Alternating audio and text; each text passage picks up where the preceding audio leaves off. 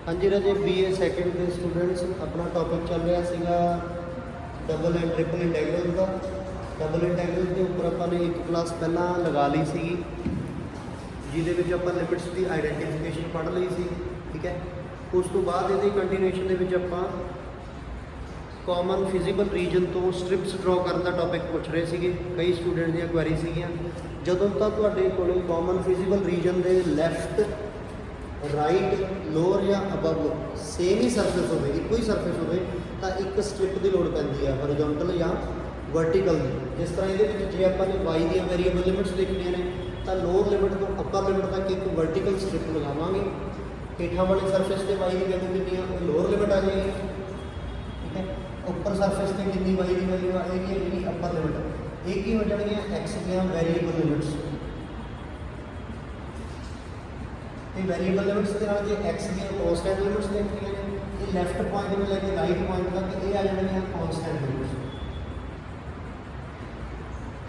इस तरीके नाल जे आपां इसे दे विच एक्स दी वेरीएबल लिमिट्स वॉच करनी होंदियां तो आप लैफ्ट बाउंड्री तो राइट बाउंड्री वाल एक हॉरिजॉन्टल स्ट्रिप लगाते, हॉरिजॉन्टल स्ट्रिप, ठीक है। हॉरिजॉन्टल स्ट्रिप्स लगाते हैं लैफ्ट बाउंड्री तो राइट बाउंड्री तक। इत्थे एक्स की वैल्यू कितनी है ये लोअर लिमिट है, राइट बाउंड्री से एक्स की वैल्यू कितनी है ये अपर लिमिट है। ये हो जाती है वेरीएबल लिमिट्स। एंड हेठा वाले पॉइंट से वाई की वैल्यू कितनी है, टॉप वाले पॉइंट से वाई की वैल्यू कितनी है ये देखते आप ये आ जाती constant limits. Change of order of integration के अंदर आप किसी एक वेरीएबल दी कॉन्स्टेंट लिमिट देखनियां ने लैफ्ट पॉइंट तो राइट पॉइंट या लोअर पॉइंट तो अपर पॉइंट। सैकेंड वेरीएबल दी वेरीएबल लिमिट्स देखी जाएगी। जे एक वेरीएबल दी कॉन्स्टेंट लिमिट्स देखनियां तो सैकेंड वेरीएबल दी वेरीएबल लिमिट्स वेखण दे लई हॉरिजॉन्टल या वर्टिकल स्ट्रिप की जरूरत पैंदी है। मैं इहदे बारे दसना चाहता सी कि जे तां अपने कोले लोअर तो अपर वालों वर्टिकल स्ट्रिप वेले ਜਾਂ लैफ्ट तो राइट वेले हॉरिजॉन्टल स्ट्रिप वेले इको एक सरफेस आ लैफ्ट या राइट से तो एक स्ट्रिप की लोड़ पैंदी है। ये स्पैशल केस आ जाता जिहदे विच एक तो वध स्ट्रिप्स की नीड पैंदी है अपने कोले। आपां किसी एग्जाम्पल की गल करते हैं जिवें आही एग्जाम्पल सीगी उपर अपने कोले। ये भावें हॉरिजॉन्टल स्ट्रिप ड्रॉ कर लो लैफ्ट तो राइट वालों या change of order of integration वेले वर्टिकल स्ट्रिप ड्रॉ कर लो। ये तो होगी हॉरिजॉन्टल स्ट्रिप लैफ्ट तो राइट वालों, फिर होगी वर्टिकल स्ट्रिप लोअर तो अपर केस दे विच। इन्हां दोनों दे विच लैफ्ट तो राइट वालों जाते हुए एको ही सरफेस आ, पूरी लैफ्ट बाउंड्री से एको एक सरफेस आ, पूरी राइट बाउंड्री से एको एक सरफेस आ तो एक स्ट्रिप नाल काम चल जाएगा। इस तरीके नाल लोअर तो अपर वर्टिकल स्ट्रिप वेले लोअर बाउंड्री से भी पूरी तो एको एक सरफेस आ, सिर्फ कॉमन एरिया दे विच देखना only in common feasible region. And पूरी राइट अपर बाउंड्री से एको एक सरफेस है तो एको स्ट्रिप की जरूरत आपां नूं। हुण कोई वो केस की गल करते हैं जिहदे विच एक तो ज़्यादा स्ट्रिप्स की लोड़ पैंदी है। जिवें हुण आ एग्जाम्पल है इहदे विच की है जे आपां लैफ्ट तो राइट वाल देखते हैं पूरी लैफ्ट से एको एक बाउंड्री है, पूरी राइट से एको एक बाउंड्री है। जे तुसीं हॉरिजॉन्टल स्ट्रिप लगाउणी आ तां एक स्ट्रिप नाल काम चल जाएगा क्योंकि पूरी लैफ्ट से एको एक बाउंड्री है, पूरी राइट के एको एक बाउंड्री है। जे आप इस हिसाब से change of order of integration के हॉरिजॉन्टल स्ट्रिप की बजाय वर्टिकल स्ट्रिप लगाते, मान लो ये इस तो देख रहे हैं एक्स एक्सल तो देख रहे हैं ये तो इत्थे तक जाते हुए लोअर लिमिट के किहड़ी होगी एक्स एक्सल, अपर लिमिट के किहड़ा हो गया आ वाला सरफेस।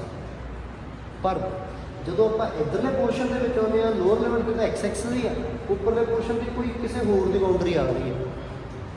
मान लो आ सर्कल जोड़ा है C1 आ सर्कल जोड़ा C2 है तो इतने होगी एक्स इक्वल टू 0 तो लैके C2 तक, इतने हो गया एक्स इक्वल टू 0 तो लैके C1 तक। इसका मीनिंग की है लोअर तो अपर जाते हुए या लैफ्ट तो राइट वालों जाते हुए एक तो वध प्रकार के सरफेसिस फेस करना पै रहा तो ये आप पार्टीशन कर लाँगे सरफेस में वंड लाँगे अलग अलग पार्ट्स के इन्ने को पार्ट के लैफ्ट से सेम सॉरी लोअर बाउंड्री से सेम सरफेस आ अपर बाउंड्री से सेम सरफेस आ ये अलग केस बना लाँगे ਇਹਦੇ ਵਿੱਚ ਇੱਕ ਸਟ੍ਰਿਪ ਲੱਗੇਗੀ। ਇਸੇ ਤਰੀਕੇ ਨਾਲ ਇਹਦੇ ਵਿੱਚ ਲੋਅਰ ਬਾਉਂਡਰੀ ਤੇ ਸੇਮ ਸਰਫੇਸ ਆ, ਰਾਈਟ ਅੱਪਰ ਬਾਉਂਡਰੀ ਤੇ ਸੇਮ ਸਰਫੇਸ ਆ, ਇਹਦਾ ਅਲੱਗ ਕੇਸ ਬਣੂਗਾ। ਸੋ ਇੱਕ ਤੋਂ ਜ਼ਿਆਦਾ ਸਟ੍ਰਿਪਸ ਦੀ ਜ਼ਰੂਰਤ ਕਿਹੜੇ ਕਿਹੜੇ ਐਗਜ਼ਾਮਪਲ ਦੇ ਵਿੱਚ ਪੈਂਦੀ ਆ, ਮੈਂ ਉਹ ਟੌਪਿਕ ਦੱਸਣ ਦੀ ਕੋਸ਼ਿਸ਼ ਕਰ ਰਿਹਾ। ਕੋਈ ਹੋਰ ਐਗਜ਼ਾਮਪਲ ਦੇਖੀਏ ਤਾਂ ਹਾਂਜੀ, ਜਿਵੇਂ ਆਪਾਂ change of order of integration ਦੀ ਗੱਲ ਕਰ ਰਹੇ ਹਾਂ। While in finding the limits of both variables in case of change of order of integration we do not need any of integrand। ਆਪਾਂ ਨੂੰ integrand ਦੀ ਬਿਲਕੁਲ ਜ਼ਰੂਰਤ ਨਹੀਂ। ਇਸ integrand ਦੀ ਗੱਲ ਕਰ ਰਹੇ ਹਾਂ, ਇਹਦੀ ਬਿਲਕੁਲ ਜ਼ਰੂਰਤ ਨਹੀਂ।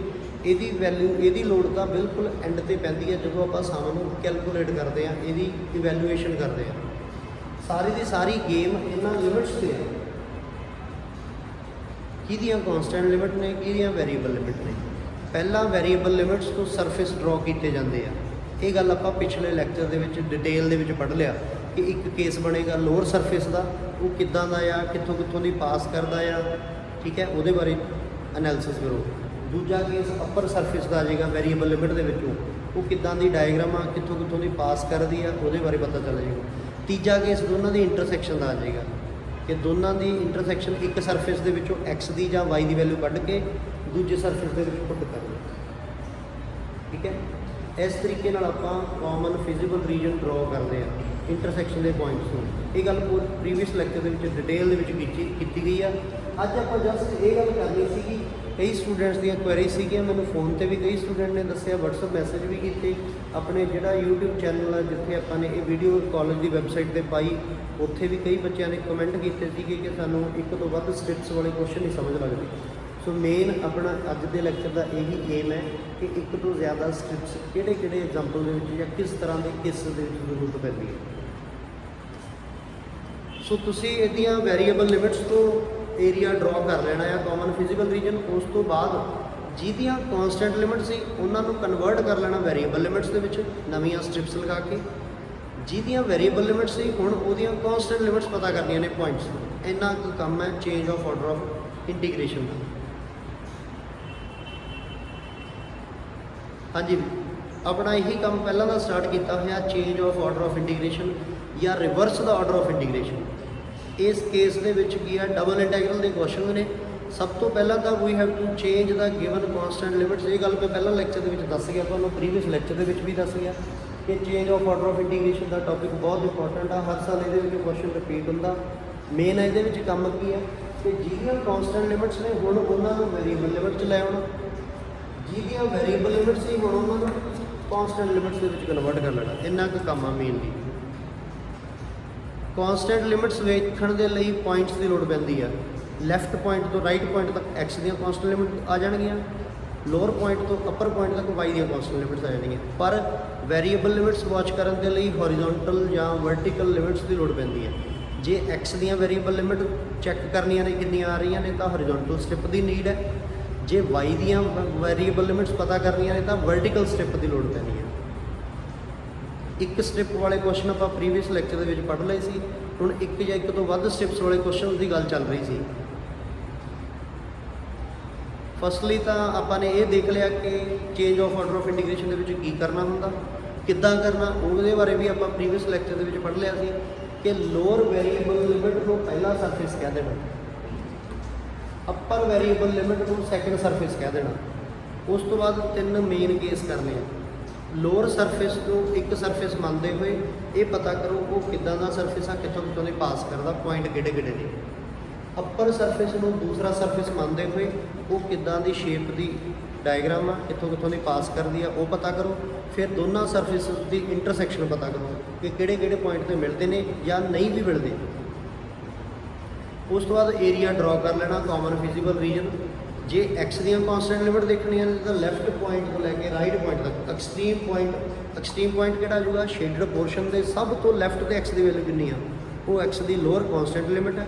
ਪੂਰੇ ਰਾਈਟ ਤੇ x ਦੀ ਵੈਲਿਊ ਕਿੰਨੀ ਆ, ਉਹ x ਦੀ ਅੱਪਰ ਕੌਨਸਟੈਂਟ ਲਿਮਿਟ ਆ ਜੀ। ਜੇ x ਦੀਆਂ ਕੌਨਸਟੈਂਟ ਲਿਮਿਟ ਦੇਖੀਆਂ ਨੇ ਤਾਂ y ਦੀਆਂ ਵੈਰੀਏਬਲ ਲਿਮਿਟ ਦੇਖਣੀਆਂ ਪੈਣਗੀਆਂ। ਲੋਅਰ ਸਰਫੇਸ ਤੇ y ਦੀ ਵੈਲਿਊ ਕਿੰਨੀ ਆ, ਲੋਅਰ ਲਿਮਿਟ ਆ। ਅੱਪਰ ਸਰਫੇਸ ਤੇ y ਦੀ ਵੈਲਿਊ ਕਿੰਨੀ ਆ, ਇਹ y ਦੀ ਅੱਪਰ ਲਿਮਿਟ ਹੈ। ਇਸੇ ਤਰੀਕੇ ਨਾਲ ਜੇ ਆਪਾਂ ਨੇ x ਦੀਆਂ ਵੈਰੀਏਬਲ ਲਿਮਿਟ ਦੇਖਣੀਆਂ ਨੇ ਤਾਂ ਹੌਰੀਜ਼ੌਂਟਲ ਸਟ੍ਰਿਪ ਦੀ ਲੋੜ ਪਏਗੀ। ਲੈਫਟ ਵਾਲੀ ਬਾਉਂਡਰੀ ਤੇ x ਦੀ ਵੈਲਿਊ ਕਿੰਨੀ ਹੈ, ਇਹ x ਦੀ ਲੋਅਰ ਵੇਰੀਏਬਲ ਲਿਮਿਟ ਹੈ। ਰਾਈਟ ਵਾਲੀ ਬਾਉਂਡਰੀ ਤੇ x ਦੀ ਕਿੰਨੀ ਵੇਰੀਏਬਲ ਲਿਮਿਟ ਹੈ, ਉਹਦੀ ਵੈਲਿਊ ਤੋਂ ਪਤਾ ਚੱਲੇਗਾ।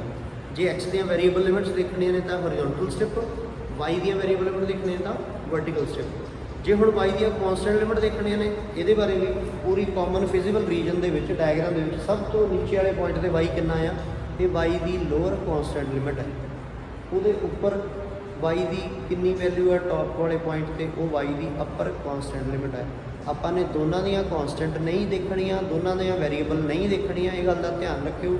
ਇੱਕ ਦੀਆਂ ਕੌਂਸਟੈਂਟ, ਦੂਸਰੇ ਦੀਆਂ ਵੇਰੀਏਬਲ, ਜਾਂ ਪਹਿਲੇ ਦੀਆਂ ਵੇਰੀਏਬਲ ਦੂਜੇ ਦੀਆਂ ਕੌਂਸਟੈਂਟ, ਜਾਂ ਪਹਿਲੇ ਦੀਆਂ ਕੌਂਸਟੈਂਟ ਦੂਜੇ ਦੀਆਂ ਵੇਰੀਏਬਲ। ਇਹ ਗੇਮ ਆ ਚੇਂਜ ਆਫ ਆਰਡਰ ਜਾਂ reverse of order of integration.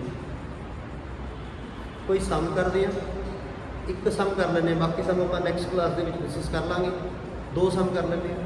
ਜਿਸ ਤਰ੍ਹਾਂ ਇਹਦੇ ਵਿੱਚ ਕੀ ਹੈ, ਤੁਹਾਨੂੰ ਲਿਮਿਟਸ ਦੀ ਆਈਡੈਂਟੀਫਿਕੇਸ਼ਨ ਪਿਛਲੇ ਲੈਕਚਰ ਦੇ ਵਿੱਚ ਦੱਸਤੀ ਸੀ। ਜਿਹੜੇ ਕੋਈ ਸਟੂਡੈਂਟ ਨਵੇਂ ਹੋਣਗੇ ਆਪਣਾ ਪ੍ਰੀਵੀਅਸ ਲੈਕਚਰ ਵਾਚ ਕਰਕੇ ਸਮਝ ਲਿਓ ਕਿ ਆਈਡੈਂਟੀਫਿਕੇਸ਼ਨ ਆਫ ਲਿਮਿਟਸ ਕਿਵੇਂ ਹੈ। ਜਿਵੇਂ ਇਹਦੇ ਵਿੱਚ ਲਿਮਿਟਸ ਦੇ ਵਿੱਚ ਵੇਰੀਏਬਲ x ਅਪੀਅਰ ਹੋ ਰਿਹਾ, ਤਾਂ ਇਹ ਅਦਰ ਵੇਰੀਏਬਲ ਦੀਆਂ ਲਿਮਿਟਸ ਨੇ, x ਦੀਆਂ ਨਹੀਂ ਹੈਗੀਆਂ, ਤਾਂ ਇਹ ਕਿਹਦੀਆਂ ਲਿਮਿਟਸ ਨੇ, y ਦੀਆਂ। ਇਹ ਕਿਹਦੀਆਂ ਹੋ ਗਈਆਂ, y ਦੀਆਂ ਵੇਰੀਏਬਲ ਲਿਮਿਟਸ ਹੋ ਗਈਆਂ। y की लिमिट हो गया, बाकी दी गई x दी होता है कि हो गया x दी कांस्टेंट लिमिट हो गई। ਹੁਣ ਆਪਣਾ ਕੰਮ ਕੀ ਆ, ਆ ਜਿਹੜੇ ਵੇਰੀਏਬਲ ਲਿਮਿਟਸ ਨੇ ਇਹਨਾਂ ਦੀ ਹੈਲਪ ਦੇ ਨਾਲ ਆਪਾਂ ਏਰੀਆ ਡਰਾ ਕਰਨਾ ਹੈ। ਇਹਨਾਂ ਪੁਆਇੰਟਸ ਨੂੰ ਵਿੱਚ ਸ਼ਾਮਿਲ ਕਰ ਲਾਂਗੇ। ਬਾਅਦ ਦੇ ਵਿੱਚ x ਦੀਆਂ ਵੇਰੀਏਬਲ ਲਿਮਿਟ ਪਤਾ ਕਰਾਂਗੇ। ਜੇ x ਦੀਆਂ ਵੇਰੀਏਬਲ ਲਿਮਿਟ ਪਤਾ ਕਰਾਂਗੇ ਤਾਂ ਹੌਰੀਜ਼ੌਂਟਲ ਸਟ੍ਰਿਪ ਦੀ ਜ਼ਰੂਰਤ ਪਏਗੀ। ਉਹ ਤਾਂ ਐਂਡ ਤੇ ਆ, ਡਾਇਗਰਾਮ ਬਣਨ ਤੋਂ ਬਾਅਦ। ਪਹਿਲਾਂ ਕੀ ਕਰਨਾ, ਇਹਨੂੰ ਇੱਕ ਸਰਫੇਸ ਮੰਨੋ। ਜਿਵੇਂ ਹੁਣ ਇਹ ਕੀ ਆ, y = x²। ਇਹ ਕਿਹੜਾ ਪੈਰਾਬੋਲਾ, ਅਪਵਰਡ ਪੈਰਾਬੋਲਾ। y = x² ਅਪਵਰਡ ਪੈਰਾਬੋਲਾ, ਕਟੋਰੀ ਜੀ ਦੀ ਸ਼ੇਪ ਦੇ ਵਿੱਚ ਆ, ਯੂ ਸ਼ੇਪ ਦੇ ਵਿੱਚ ਆ। ਇਹ ਕਿੱਥੋਂ ਦੀ ਪਾਸ ਕਰਦਾ, x ਨੂੰ 0 ਭਰ ਕੇ y ਕਿੰਨਾ ਆਉਂਦਾ ਆ, y ਨੂੰ 0 ਭਰ ਕੇ x ਕਿੰਨਾ ਆਉਂਦਾ। ਇਹ ਗੱਲ ਆਪਾਂ ਪਹਿਲੇ ਲੈਕਚਰ 'ਚ ਕਰ ਚੁੱਕੇ। ਆਹ ਕੀ ਚੀਜ਼ ਆ, y = 2 - x। ਇਹ ਕੀ ਆ, ਸਟ੍ਰੇਟ ਲਾਈਨ ਆ। ਇਹ ਕਿੱਥੋਂ ਦੀ ਪਾਸ ਕਰਦੀ ਹੈ, x ਨੂੰ 0 ਭਰ ਕੇ y ਨੂੰ 0 ਭਰ ਕੇ ਕੀ ਆਉਂਦਾ, ਉਹਦੇ ਬਾਰੇ ਪੜ੍ਹ ਲੈਣਾ। ਫਿਰ ਦੋਨਾਂ ਦੀ ਇੰਟਰਸੈਕਸ਼ਨ ਕਰ ਲੈਣੀ ਹੈ। ਪਹਿਲਾ ਕੇਸ ਕੀ ਹੋ ਗਿਆ, ਲੋਅਰ ਸਰਫੇਸ ਤੋਂ ਕਿੱਦਾਂ ਦਾ ਸਰਫੇਸ ਆ, ਕਿੱਥੋਂ ਦੀ ਪਾਸ ਕਰਦਾ। ਜਿਵੇਂ ਕੇਸ ਨੰਬਰ 1 ਹੋ ਗਿਆ, y = x²। ਇਹ ਓਰੀਜਨ ਚੋਂ ਪਾਸ ਕਰਦਾ, ਕਿਸੇ x ਚੋਂ ਪਾਸ ਨਹੀਂ ਕਰਦਾ। ਇਹਦੀ ਇੱਦਾਂ ਜਿਹੀ ਸ਼ੇਪ ਆ, ਇਹਦੇ ਬਾਰੇ ਪੜ੍ਹ ਲੈਣਾ। Secondly y = 2 - x। ਇਹ ਕੀ ਆ, ਸਟ੍ਰੇਟ ਲਾਈਨ। ਜੇ x ਨੂੰ 0 ਭਰਦੇ ਹਾਂ ਤਾਂ y ਦੀ ਵੈਲਿਊ 2 ਆ ਜਾਂਦੀ ਹੈ। ਇਹਦਾ ਮਤਲਬ ਕਿਹੜਾ ਪੁਆਇੰਟ ਆ ਗਿਆ, 2 0। ਇਹ x ਐਕਸਿਸ ਤੇ ਆ। ਜੇ y ਨੂੰ 0 ਭਰਦੇ ਹਾਂ ਤਾਂ x ਦੀ ਵੈਲਿਊ 2 ਆ ਜਾਂਦੀ ਹੈ। ਜੇ x ਨੂੰ 0 ਭਰਦੇ ਤਾਂ y ਦੀ ਵੈਲਿਊ 2 ਆ ਜਾਂਦੀ ਹੈ। ਇਹਦਾ ਮਤਲਬ ਇਹ ਕਿ ਦੋਨੇ x ਚੋਂ ਪਾਸ ਕਰਨਾ, ਇੱਦਾਂ ਜਿਹੀ ਇਹਦੀ ਸ਼ੇਪ ਹੋਊਗੀ। ਆਹ ਓਰੀਜਨ ਹੋ ਗਿਆ। ਆਹ ਵਾਲਾ ਪੁਆਇੰਟ ਕਿਹੜਾ ਹੋ ਗਿਆ, 2 0। ਆਹ ਵਾਲਾ ਪੁਆਇੰਟ ਕਿਹੜਾ ਹੋ ਗਿਆ, 0 2। ਇਹ ਸਟ੍ਰੇਟ ਲਾਈਨ ਆ ਜਿਹੜੀ, ਇਹ ਕਿਹੜੀ ਆ, y = 2 - x। ਪਹਿਲਾਂ ਵਾਲੀ ਸ਼ੇਪ ਕਿਹੜੀ ਸੀਗੀ, ਪਹਿਲਾਂ ਵਾਲੀ ਸ਼ੇਪ ਸੀਗੀ ਯੂ ਸ਼ੇਪ ਦੇ ਅਪਵਰਡ ਪੈਰਾਬੋਲਾ ਦੀ, y = x²। ਹੁਣ ਇਹਨਾਂ ਦੋਨਾਂ ਨੂੰ ਆਪਸ 'ਚ ਮਰਜ ਕਰ ਦੇਣਾ, ਕੰਬਾਈਨ ਕਰਾਂਗੇ ਇਹਨਾਂ ਦੋਨਾਂ ਡਾਇਗਰਾਮ ਨੂੰ। ਤੁਹਾਨੂੰ ਪਹਿਲਾਂ ਇੰਟਰਸੈਕਸ਼ਨ ਦੇਖਾਂਗੇ, ਇੰਟਰਸੈਕਸ਼ਨ ਕਿਸ ਤਰ੍ਹਾਂ ਨਾਲ ਆਉਂਦੀ ਹੈ। ਇੰਟਰਸੈਕਸ਼ਨ ਦੇ ਲਈ ਕੀ ਕੰਮ ਕਰਨਾ ਸੀਗਾ,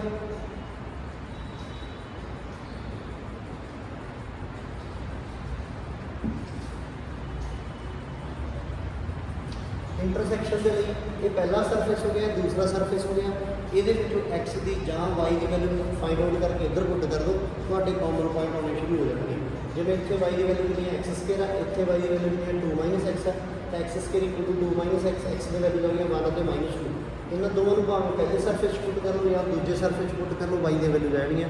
ਤੁਹਾਡੇ ਕਾਮਨ ਪੁਆਇੰਟ ਆ ਜਾਣਗੇ ਇੰਟਰਸੈਕਸ਼ਨ ਦੇ ਪੁਆਇੰਟ। ਇੱਕ P ਪੁਆਇੰਟ ਆ ਗਿਆ 1 1, ਇੱਕ ਪੁਆਇੰਟ ਆ ਗਿਆ 2 - 2 4। ਇਹਦਾ ਮਤਲਬ ਇਹ ਕਿ ਓਰੀਜਨਲ ਡਾਇਗਰਾਮ ਕਿੱਦਾਂ ਦੀ ਬਣੀ, ਇੱਕ ਤਾਂ ਯੂ ਸ਼ੇਪ ਦੇ ਵਿੱਚ ਅਪਵਰਡ ਪੈਰਾਬੋਲਾ ਲਾ ਲਿਆ, y = x²। ਇੱਕ ਸੀਗੀ 2 2 ਪੁਆਇੰਟ, ਇਹ ਮਿਲਦੇ ਕਿੱਥੇ ਨੇ, 1 1 ਦੇ ਮਿਲਦੇ ਨੇ। ਮੰਨ ਲਓ ਆਹ ਪੁਆਇੰਟ ਹੋ ਗਿਆ 1 1 ਦਾ, ਆਹ ਪੁਆਇੰਟ ਕਿਹੜਾ ਹੋ ਗਿਆ 0 2 ਦਾ, ਆਹ ਵਾਲਾ ਪੁਆਇੰਟ ਕਿਹੜਾ ਹੋ ਗਿਆ ਮੰਨ ਲਓ 2 0 ਦਾ। ਇੱਦਾਂ ਜਿਹੀ ਸ਼ੇਪ ਹੋ ਗਈ। ਹੋਰ ਕਿਹੜਾ ਪੁਆਇੰਟ ਆਇਆ ਸੀ ਇੰਟਰਸੈਕਸ਼ਨ ਦਾ, ਇੱਕ ਆਇਆ ਸੀਗਾ -2 ਤੇ 4। ਮੰਨ ਲਓ ਇੱਦਾਂ ਦੇ ਹੋ ਗਏ।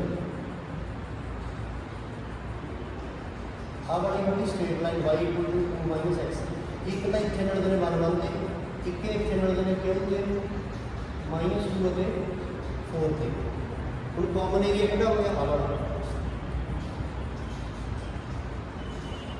ओरिजिनली कितनी वेरिएबल लिमिट्स कितनी है इसकी? ओरिजिनल स्टेटमेंट में कितनी वेरिएबल लिमिट्स की y की है। ओरिजिनल स्टेटमेंट की गल करिए आ सी गिवन स्टेटमेंट आ चीज़ का दिखती हुई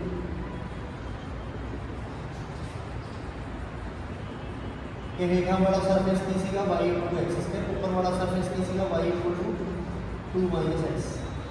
सो मेन स्टेटमेंट की सी गिवन स्टेटमेंट ये सी कि एक्स की वैल्यू हैगी लैफ्ट पॉइंट में 0, राइट पॉइंट में 1। सो एक्स वेरी करना 0 तो लैके 1 तक, वाई वेरी करना x² तो लैके 2 - x तक। आ कोई स्टेटमेंट है dx दी हुई है, ये होगी गिवन स्टेटमेंट। हुण आपां इहदा ऑर्डर चेंज करना, इत्थे y दीयां किहड़ियां सीगीयां वेरीएबल लिमिट्स सीगीयां y दी। हुण आपां नवीं स्टेटमेंट दे विच वेरीएबल लिमिट्स किहदियां बनावांगे x दी। हुण आ जाणगीआं x दी वेरीएबल लिमिट्स, जिहदे लई आपां नूं हॉरिजॉन्टल स्ट्रिप दी लोड़ है, because main statement vertical strip लगी हुई है। हुण आपां नूं हॉरिजॉन्टल स्ट्रिप चाहिए है। हुण कॉमन एरिया दे विच देखदे आ, आ कॉमन एरिया है, लैफ्ट ते तां सेम बाउंड्री है, राइट ते एक तो वध तरह दी बाउंड्रीज हैगीआं। जे आप यदि गल करिए ये होर बाउंड्री है राइट से, जे आप यदि गल करिए ये होर बाउंड्री है राइट से, तो जिथे जाके बाउंड्री बदलती है वो पार्टीशन पॉइंट है। इन्हों के नाम लिखो आ कि OPLM। तो आपां नूं आ चीज़ चाहिए सी। हुण इहनूं 2 पार्ट्स दे विच वंड लांगे आपां।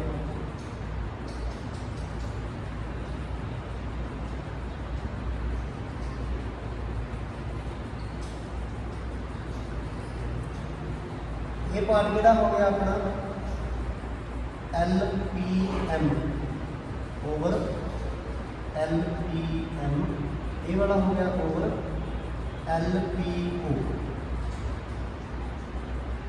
ठीक है, 2 हॉरिजॉन्टल स्ट्रिप की लोड पै रही है तो 2 बारी, 3 की लोड पै रही है तो 3 बारी ऐड करके लिख लेंगे।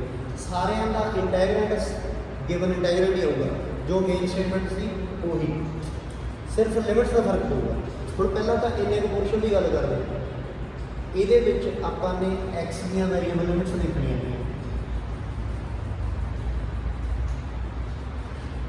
x ਲੈਫਟ ਤੇ ਕਿੰਨਾ ਹੈ, ਸੌਰੀ ਲੋਅਰ ਤੇ ਕਿੰਨਾ ਹੈ, ਲੈਫਟ ਬਾਉਂਡਰੀ ਤੇ ਕਿੰਨਾ, ਰਾਈਟ ਬਾਉਂਡਰੀ ਤੇ ਕਿੰਨਾ। x ਲੈਫਟ ਬਾਉਂਡਰੀ ਤੇ ਹੈਗਾ 0, x ਦੀ ਵੈਰੀਏਬਲ ਲਿਮਿਟ ਕੀ ਹੈਗੀ 0। ਰਾਈਟ ਬਾਉਂਡਰੀ ਤੇ x ਦੀ ਆ ਕਿਹਦੀ ਬਾਉਂਡਰੀ ਹੈ, ਸਟ੍ਰੇਟ ਲਾਈਨ ਦੀ। ਇਹ ਕੀ ਹੋਗੀ ਜੀ, ਸਟ੍ਰੇਟ ਲਾਈਨ। ਸਟ੍ਰੇਟ ਲਾਈਨ ਕੀ ਸੀਗੀ y = 2 - x, पर अपन तो x की लोड x उधर ले y इधर ले होता है कि 2 - y, ताकि ना आ गया x 2 - y। हम x दियां y दियां की हो जाएगी कांस्टेंट लिमिट्स। y की कांस्टेंट लिमिट किहड़ी है इस पोर्शन दे विच, क्योंकि आप इहदे विच चल रहे हैं इस पोर्शन दे विच घट तो घट y कितना 1 है, वध तो वध y कितना 2 है पॉइंट ते। तो y की वैल्यू कितनी आएगी 1 तो लैके 2 तक। ਹੁਣ दूजे पोर्शन के आ जाओ, इस पोर्शन एक्स की पहला तो वेरीएबल लिमिट चाहिए है।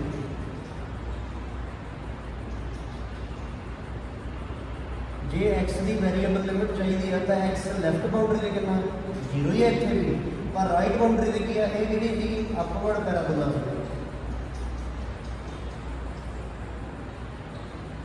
इतने स्ट्रेट लाइन से इतने अपवर्ड पैराबोला, इतने कितना x 0 है, इतने x कितना √y, बिकॉज ये कितना सी y = x² से अंडर करके ये कितना आ गया x 0 तो लैके x = √y।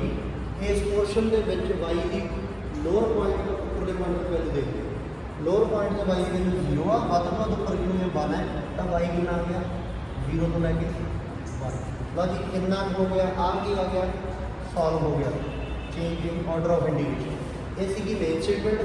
आ हो गया change the order of integration. जे किसी सम के उन्होंने सिर्फ इन्ना कहा गया reverse the order of integration, change the order of integration, तो इन्ना काम करना, इतने स्टॉप कर देना।